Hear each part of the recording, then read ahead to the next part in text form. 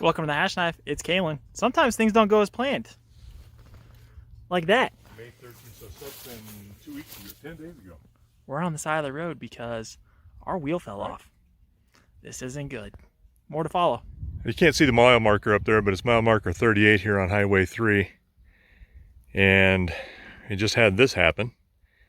I got this rotated about 10 days ago. I just already called and talked to Michael, and you can see this thing just came off and it just dropped right there. There's no skid mark, there's no nothing. I mean, it just dropped. So I think Calen's walking back up the road here looking for some pieces and parts. I don't know how many he's got. We do see one right here is all I've seen. But man, when it came apart fast. So there's that. So we're waiting for someone to come pick us up. And Dad said that there's a key fob waiting to be picked up so that we can start the car. Dad, where's that key fob? In Shepherd? Shepherd, 65 miles away, in a vest pocket in a closet. Oh goodness, the great things about commuting right now. Modern technology.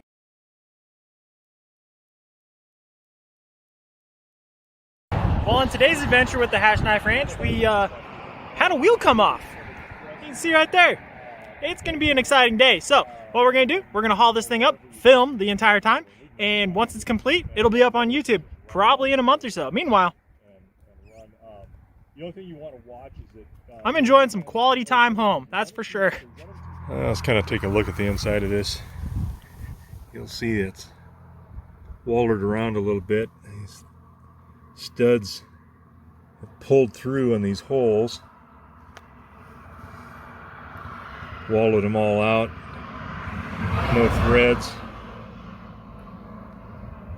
And when it came apart, it felt like a flat tire at first. It just kind of like, what the heck? Felt some vibration, so we got her slowed down, and then it got worse and worse. Like, wow, we blew that, but I didn't hear or feel anything. There's that. You can see how that rolled a little bit on the outside of that coming off. Started coming loose there. You can see some of that. And all the way around on that. That's kind of wallowed out. Oh, crap. The man in action. All right, we drug it forward. Plus, obviously, studs are gone. But I don't know what kind of an issue we've got with this axle and this cap because of it. Okay, we kept that up and moved it by dragging it on top of these boards. As you can see, got a lot less frictional pull, but you can see this rotor, it hangs up. It is not on there deep and flush, obviously, because these studs are gone. But I don't know what kind of an issue we've got with this axle and this cap because of it, because it will, as you try to move, it will try to hang up, and it's obviously tight on that caliper there. It's rubbing through there. It took that. So brakes, calipers, rotor maybe. I don't know about these axles, so I guess we'll talk about it, Scott. You can see it's real tight right there, and got a gap right there. It sure didn't do it any good. Anyway.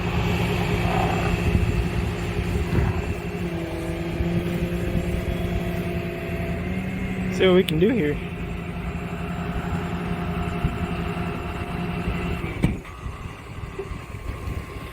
There's a free plug for Anderson Towing in Billings, Montana, I suppose.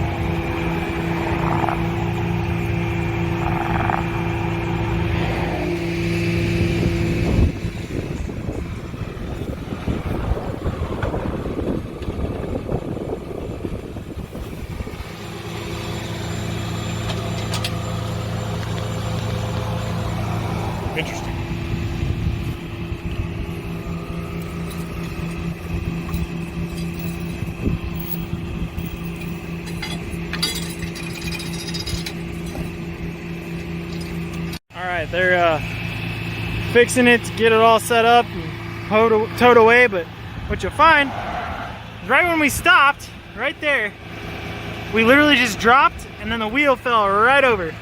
So it's a lucky thing we stopped when we did, otherwise it would have been a whole lot worse.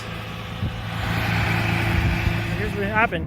We got everything loaded up. You see the pickup's all gone. Dad, thanks to Rose Riley, she came and picked us up. So she grabbed Dad, the dogs, and head to the ranch. He's gonna take the dinner bell, the feed truck, and he's gonna pull off the square bale feeder, put on a ball hitch, and he's gonna come back and pick this puppy up. Meanwhile, because you're always worried about people stealing stuff on the side of the road, I'm here to guard it. So here we are. I'm just gonna stand here, hang out. Thankfully I got more cigars, so I'm gonna hang out and just enjoy this peaceful big sky country. Let's swap it around. Look at that. Look at that. Welcome to South Central Montana.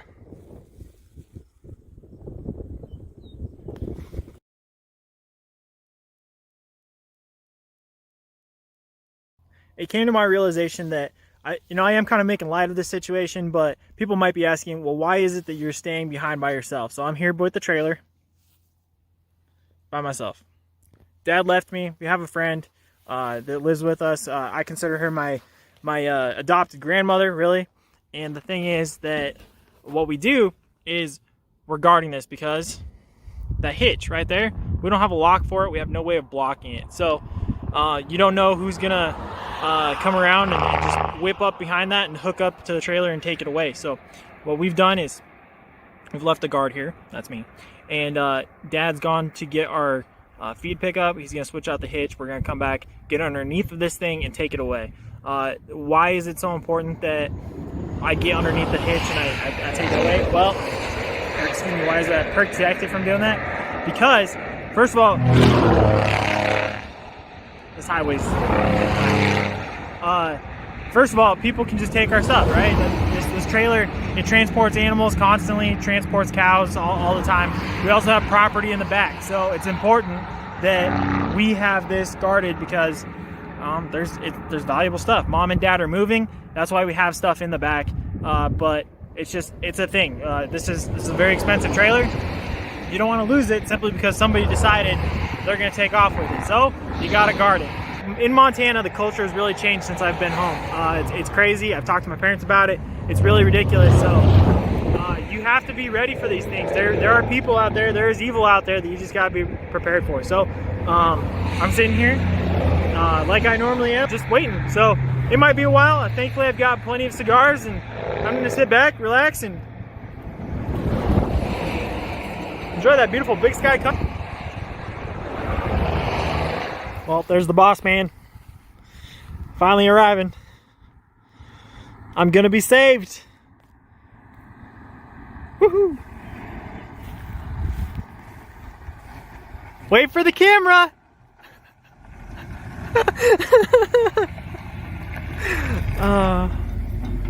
Good times, man. All right, here we go. We're gonna load up and head back home. Well, here's the final product. It looks like the old product, only a little different, little used newer. It turned out well.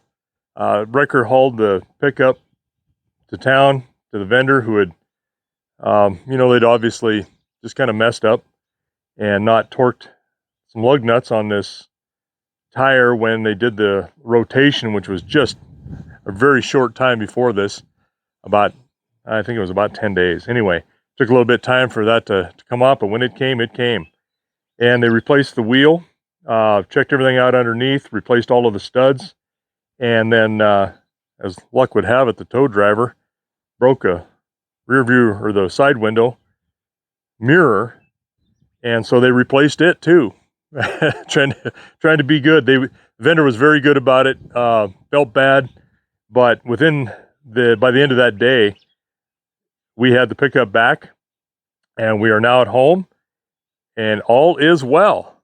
So turned out well. I can't say enough good about these guys that stood behind, their screw up, and we continue to do business with them because they stand behind it.